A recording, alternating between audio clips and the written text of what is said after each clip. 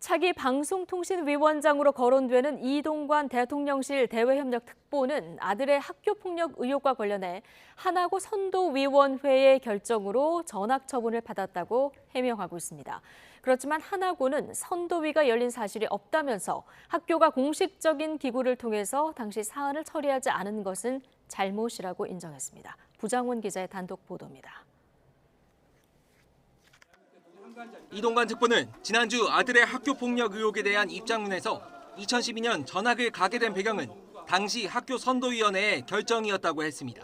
법적 대응 등을 통해 징계 과정을 늦출 수도 있었지만 조건 없이 선도위 결정을 수용했다고 밝혔습니다. 선도위가 개최됐다는 근거로 지난 2015년 하나고 교장의 서울시의회 발언을 제시했습니다. 문제가 됐고 그래서 선도위원회에서 권고 전학을 하기로 했는데 1학기를 마치고 가게 해달라고 그랬는데도 불구하고 결국 전학을 갔다고 제가 들었습니다. 이 특보는 학교 선도위에서 담임교사에게 처분을 위임했고 담임 판단으로 전학을 조치했다는 당시 담임교사의 증언도 있었다고 덧붙였습니다. 하지만 하나고등학교 측은 이 특보가 언급한 선도위원회의 결정 자체를 부인하고 있습니다. 하나고는 민주당 장경태 의원 질의에 당시 이 특보 아들에 대한 선도위원회는 열린 적 없고 따라서 관련 자료도 없다고 답했습니다.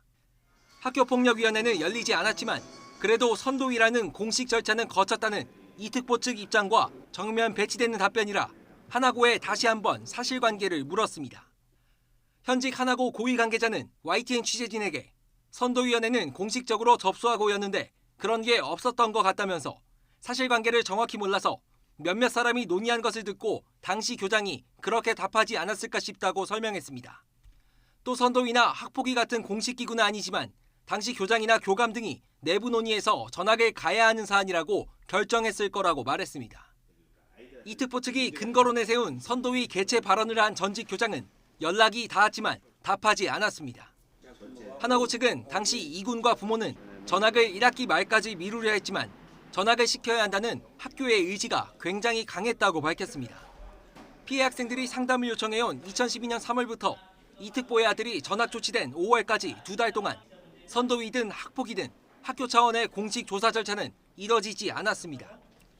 하나고는 이에 대해 학교가 공식적인 선도위나 학폭위를 열지 않은 것은 잘못으로 인정한다면서 당시 개교한 지 얼마 안 됐고 해결해야 하는 다른 과제가 많아 우선순위에서 밀렸다고 해명했습니다. YTN 부장원입니다.